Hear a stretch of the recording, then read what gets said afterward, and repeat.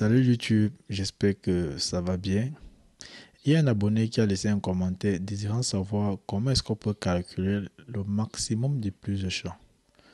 J'ai trouvé ce commentaire très pertinent et je me suis dit, au lieu de répondre en commentaire, pourquoi ne pas faire une vidéo pour essayer vraiment d'aider tout le monde sur ce sujet.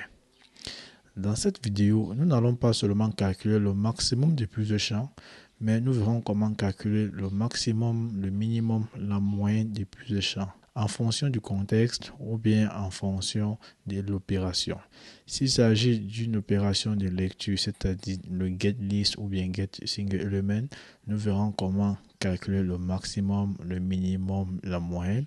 S'il s'agit d'une opération d'écriture telle que la sauvegarde des données au niveau de la base de données, la modification ou la suppression des éléments au sein d'une base de données, nous verrons comment est-ce qu'on peut faire pour calculer ces différentes sommes moyennes et minimum. Si vous êtes très enthousiaste de regarder cette vidéo, n'oubliez pas déjà de laisser un pouce pour m'encourager, de laisser des commentaires et surtout merci à ceux qui s'abonnent, à ceux qui partagent, ceux qui laissent des commentaires, surtout ceux qui partagent, ça me fait plaisir, ok?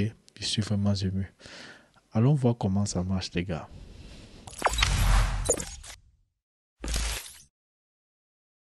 Bon, voilà, j'ai pris l'avance sur vous et j'ai réalisé un petit programme. Donc juste, j'ai créé une application encore. Et dans cette application, j'ai dû créer une base de données où j'ai mis Saving, Current, DB en Credit Account. Donc une table account où j'ai mis Saving, Current, DB et Crédit. Bon, j'ai pas voulu utiliser les P1, P2, P3 comme ce que vous avez laissé en commentaire, mais ça revient toujours à la même chose. Donc j'utilise la méthode STR pour rendre l'instance aussi lisible par les humains. Ok? Donc, après avoir fait ceci, j'ai donc tapé la commande Python manual.py make migration pour appliquer mes migrations et je n'ai pas oublié de l'enregistrer au niveau de l'application. Si vous ne l'enregistrez pas ici, vos migrations ne seront pas appliquées. Maintenant, après avoir enregistré l'application, j'ai tapé la commande Python manual.py make migration où il a créé les migrations et après j'ai donc tapé la commande Python manual.py migrate. Une fois cela fait, étant donné que nous devons afficher un formulaire, donc voilà le résultat de notre application, je me suis dit pourquoi ne pas créer un formulaire et entrer les données et récupérer ça au niveau de l'interface utilisateur. Étant donné qu'il y a eu deux commentaires, le premier commentaire n'a pas été explicite sur ce qu'on devait faire, mais le deuxième commentaire était plutôt explicite. Il voulait récupérer les données et en plus les sauvegarder au niveau de notre base de données. Bon. Ceci étant dit, je me suis dit qu'il était plutôt important de pouvoir créer un formulaire et renseigner les éléments à l'intérieur. Et dans cette partie-ci, là, j'ai fait le listing des différentes données de mon compte. Donc, juste là, j'ai créé donc un module qui va s'appeler forms.py. Ok, et dans ce module.py, j'ai créé donc le nom de ma classe qui va arrêter des form.modelForm étant donné que j'ai affaire à une table. Ok, donc je ne dis pas donc dans ma inner class ou bien dans ma nested class, je renseigne dans l'attribut modèle qui est account field or pour dire récupère-moi tous les champs puisque je vais afficher tous les champs. Bon, ceci étant dit, lorsque j'ai fini cela, je vais donc venir au niveau de mon contrôleur. Au niveau de mon contrôleur, je me suis plutôt appuyé sur les vues basées sur les classes. Ok, donc j'ai utilisé template response missing dans l'optique d'avoir ça template name. Template name c'est le nom de mon template et dans l'optique aussi d'envoi self.response to template. On peut un peu aller explorer ça ensemble, les gars, vous verrez un peu ce que ça fait. Voilà dans les attributs des classes qui ont été définis, template name, template engine. Si vous voulez plutôt passer via Jinja ou bien via template ou bien via Django Engine. Au fait, si vous avez plusieurs moteurs de template, c'est ce que je vais dire. Et content type, bon, s'il y a des types de contenu. Et voilà, render to response, qui est la méthode qui a été définie. En premier paramètre, ok, ça prend plutôt les valeurs clés qui response, ok, donc clé valeur et ça prend aussi le contexte. Donc voilà comment est-ce qu'on peut l'utiliser. Ça prend la quête, template name, contexte. Au fait, ça fait tout ce que render fait. Ok, donc sauf que c'est request a déjà été défini, template a déjà été défini qui est get template name. Donc tout ça a déjà été défini. Ok. Maintenant, ensuite, j'ai utilisé views qui me donne la possibilité de pouvoir utiliser get directement. Lorsque je vais faire un get au niveau de ma vue, il va comprendre directement que c'est cette fonction-ci là qui doit appeler. Et quand je vais faire un post, il va comprendre directement que c'est cette fonction-ci qui doit appeler. Ok. Donc la première chose, c'est quoi? J'ai défini le nom de mon template, ok, qui est juste là, core, template, core et index.html. Ok, ceci a été fait. Maintenant, la deuxième chose, je déclare un attribut qui s'appelle account list, qui est la liste de mes comptes. Ok, donc quand j'ai défini account list, ce que je fais, c'est quoi? Lorsque je vais faire un get, la méthode dispatch qui sera d'abord appelée. La méthode dispatch est appelée avant la méthode get. Donc, lorsque je fais un get, dispatch est d'abord appelé. Lorsqu'il est appelé, je fais un self.accountList qui est ce account list ici, que je vais faire quoi? Je me branche au niveau de ma table. Vous connaissez comment gérer ceci là. Account.object.all. Je récupère toutes les données au sein de ma base de données que je mets dans self.accountList. Donc, je remplis celui-ci. Étant donné que je l'ai rempli, lorsque get sera appelé, je récupère d'abord un formulaire vide. Ok, dans le formulaire vide, vous allez me dire, mais on a créé account form et comment tu mets get form ici là. Ok, j'ai juste créé une autre méthode ici qui permet de pouvoir retourner un formulaire. Puisque je me suis dit, je vais travailler avec le formulaire dans get et je vais travailler aussi avec le formulaire dans post. Pourquoi ne pas écrire une méthode qui permet de récupérer un formulaire? Maintenant, je mets en paramètre de cette méthode get form, je mets date égale à nom pour dire quoi? C'est un paramètre non obligatoire. Ok, donc c'est optionnel.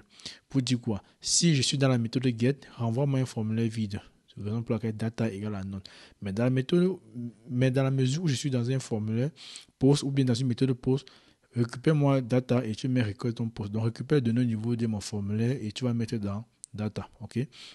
Donc c'est ce que j'ai fait. J'ai défini getForm qui permet donc d'initialiser un formulaire vide à l'accueil et que je vais donc injecter ça, appeler ça au niveau des formes ici là.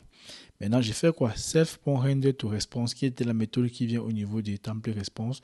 Qu'est-ce que je vais mettre? Je mets juste les clés valeurs. AccountList, qui égale à self.accountList. Self, lorsque vous voulez accéder à une méthode ou bien à un attribut, quand vous êtes en orienteur objet, vous utilisez le mot-clé self, donc une méthode d'instance ou bien une variable d'instance.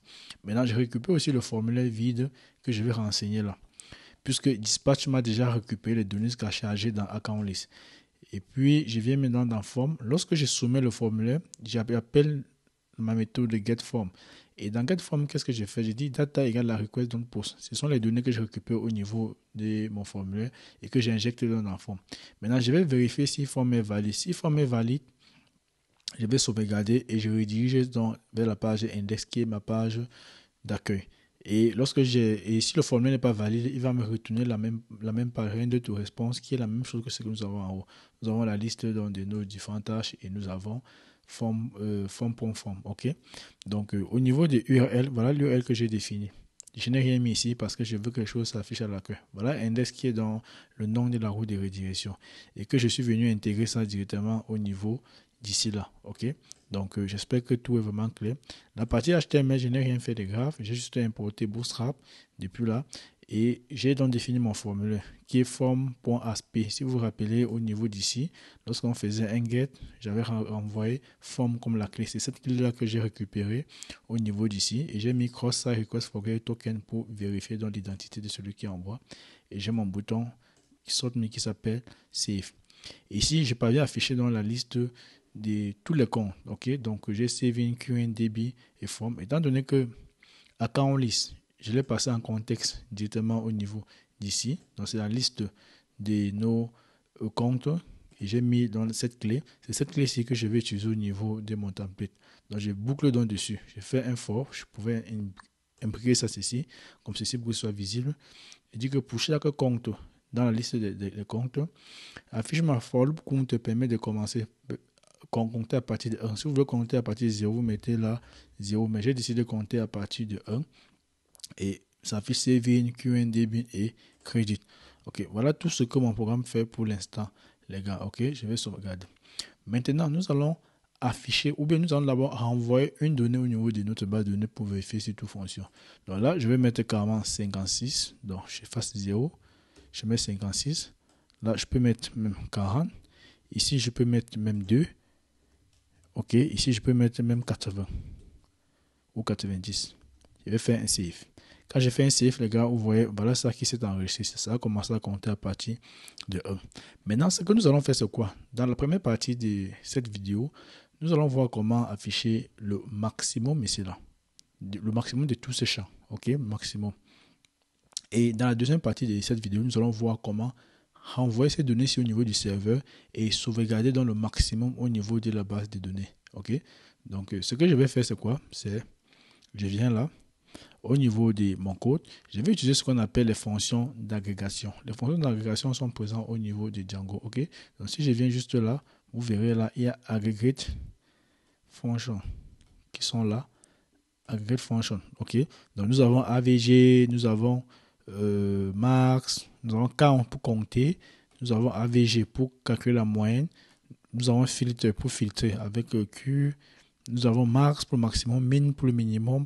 Nous avons somme pour la somme, ok. Donc, vous avez beaucoup de choses. Même la variance, vous avez beaucoup de choses. Donc, ce que je vais faire, c'est venir là pour l'utiliser d'une manière aisée. Donc, je vais aller où je récupère la liste de mes comptes. Au lieu de dire all directement comme ceci, je vais utiliser dans annotate, ok. Dans annotate, je vais utiliser ce qu'on appelle les valeurs volatiles ou bien à la volée. Je ne sais pas comment trop appeler ça. Donc, définir un champ qui n'existe pas. Ici, nous avons combien de champs? Au niveau de notre modèle, si je vais aller dans account, ok. Nous avons saving current debit credit. Maintenant, je vais définir un champ ici qui va s'appeler max x, ok, ou bien max g, qui est max get. Et dans ce max-là, nous allons donc définir ça à la volée. Donc, il ne doit pas réellement exister, mais ça sera comme si c'est un champ qui existe au niveau de nos bases de données. Donc, on va créer un champ à la volée. Donc, je vais venir ici. Qu'est-ce que je vais faire? Je vais mettre le nom de mon champ que je veux inventer, qui va s'appeler maxg. Et dans maxg, qu'est-ce que je vais mettre? Je vais importer donc une fonction d'agrégation qui est là. Voilà mes fonctions d'agrégation que j'ai importées à l'avance. Depuis Django, DB, model aggregate, import avg min max. Maintenant, je vais récupérer max. Si je viens là, au niveau d'ici, je mets max comme ceci en majuscule. Maintenant, dans max, je dois renseigner les expressions. On met étoile comme ça veut dire quoi? C'est long packing. C'est beaucoup d'expressions que je peux renseigner. Maintenant, quelles sont les expressions que je veux renseigner? C'est rien d'autre que ces différents champs-là. Donc, je vais mettre saving, current, debit, crédit. OK? Donc, je viens là. Je mets current. N'oubliez pas de mettre les guillemets. Je mets current. Il va directement convertir ça comme si c'était le référencement avec le grand F. Saving. OK. Je mets débit. OK. Et après, je vais mettre crédit. Comme ceci. Maintenant, pour empêcher la longueur, je vais aller comme ceci là. J'ai sauvegardé. Maintenant, je vais venir au niveau de mon template, essayer de renseigner dans cela. Donc, je vais créer une nouvelle colonne qui va s'appeler max get. Là, je vais mettre max comme ceci là, underscore. Non, c'était max get comme ceci. Oui. Et je crée dans une nouvelle ligne. Dans la colonne, je mets une ligne qui va s'appeler max g. Vous voyez, nous n'avons pas ça au niveau de notre table max g ici, mais nous pouvons quand même l'utiliser grâce à la fonction annotate. Voilà ce annotate là. Et n'oubliez pas de mettre .all. Là, il va récupérer tous les éléments. Voilà les gars, c'est nickel. Maintenant, je vais venir actualiser pour voir le résultat. J'actualise. Vous voyez, 90 est la valeur maximale entre ces valeurs-ci. Ça veut dire ça fonctionne. OK. Maintenant, vous pouvez faire la même chose pour min. Si je viens là au niveau d'ici, au lieu de mettre max au niveau d'ici, je vais plutôt mettre min. Sur min, il va m'afficher la valeur minimale. Et voyons, la valeur minimale, c'est d'abord combien? Je pense que c'est 2. Je vais actualiser. Vous voyez, il a directement affiché 2 ici là. Et ça va également marcher pour la moyenne. Donc, si vous avez les notes que vous voulez calculer, ces valeurs peuvent vraiment vous aider à le faire. Maintenant, pour la sauvegarde des données, ok, donc nous n'allons même pas utiliser ce contrôleur ici. C'est vrai, on pouvait gérer même ça au niveau des postes, donc on occupait les éléments. Bon, on pouvait également gérer au niveau de pause. On occupait les éléments une par une. On occupait QRN, CV, débit, crédit. On calcule le maximum. En faisant save, on sauvegarde ça au niveau du maximum. Mais je vais vous montrer comment on fait ça simplement au niveau de notre modèle. Au niveau de notre modèle, qu'est-ce que je vais faire? Je vais d'abord créer donc une méthode qui va s'appeler une méthode save. Ok, donc c'est une méthode qui existe déjà. Je vais juste redéfinir. Dans save, non pas save base. Ok, save. Save prend beaucoup de paramètres beaucoup d'arguments en paramètres, autant pour moi. Mais je vais donc définir keywords argument pour dire n'importe quel paramètre. Et j'ai fait la même chose ici, là, et définir keywords argument. Je vais supprimer.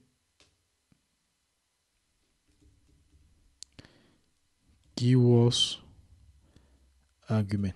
Voilà, c'est nickel. Au lieu de faire un return ici, étant donné que c'est une méthode qui ne retourne rien, je vais retirer le return. Maintenant, ici, qu'est-ce que je fais?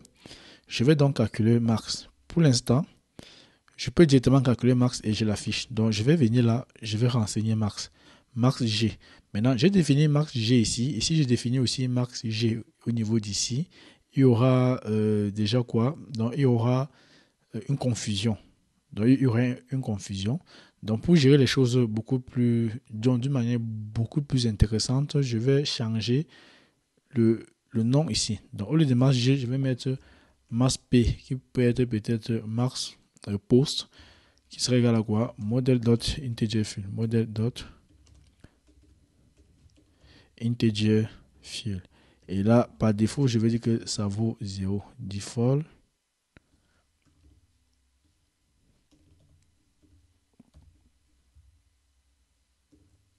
Voilà. J'espère que je l'ai bien écrit. IntegerField. Voilà, c'est nickel les gars. Maintenant, qu'est-ce que je vais faire? Je vais venir au niveau d'ici. Je vais dire que avant de sauvegarder, avant d'appeler save, parce que save est appelé ici là, si vous regardez bien, save est appelé ici là. Avant d'appeler save, qu'est-ce que je vais faire? Je vais dire self.max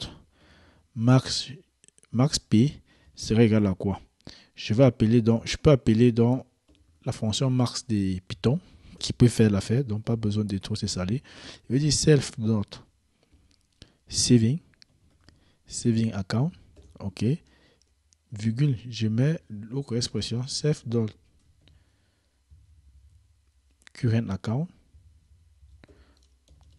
self.debit account, et enfin self.credit account. Voilà. Donc, je récupère le maximum de tous ces éléments et je le sauvegarde ici. Après, j'appelle la méthode super pour appeler le constructeur parent. C'est nickel. Donc, étant donné que j'ai fait ça, je vais juste aller faire mes migrations. Je vais dire Python manage.py make migration. Python manage.py migrate. Ok. Déjà, étant donné que je ne vais pas renseigner celui-ci au départ, donc ici, je vais mettre blanc. Blanc égale à true. Je ne sais pas pourquoi il ne te le complète pas. Et je vais mettre nul égale à true. Ok. Donc, je vais encore réappliquer mes migrations. Python manage.py make migration. Python manage.py migrate. Ok. Là, je vais venir encore sauvegarder les données. Ici, je vais mettre 25. Ici, je vais mettre double qui est 50. Bon, 50. Ici, je vais mettre 30. Et ici, je vais mettre le crédit. Je vais mettre même 10 là. Je vais dire save. Voilà mes éléments. Ici, le minimum, c'est 10. Là, nous avons raison. Maintenant, ce que nous allons faire, c'est quoi? Nous allons plus afficher celui-ci qui vient au niveau des annotés, donc au niveau du get. Donc, nous allons l'afficher directement au niveau de notre base de données. Donc, je vais revenir au niveau d'ici. Voilà. Et sur annoté là, je peux me passer de lui. Ok. Voilà.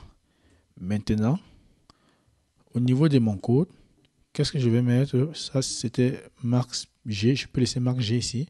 Mais sauf ici, là, je vais lui dire max P. OK? Donc, je vais sauvegarder. Je vais actualiser. Vous voyez, le plus grand nombre que j'ai entré, c'est 50 qui est current account.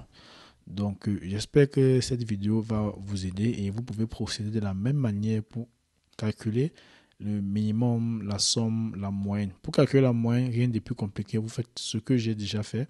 Ok, au lieu de mettre min ou bien somme, vous mettez, bon, min c'est la moyenne. Au lieu de mettre peut-être max ou bien min, somme, mettez juste AVG. Ok, AVG c'est pour calculer la moyenne, les gars. Ok, donc je peux venir là. Voici AVG c'est pour la moyenne, min minimum, max maximum, et pour la somme, c'est comme ceci la somme. Ok, donc n'oubliez pas de liker et de partager. On se revoit la prochaine piste.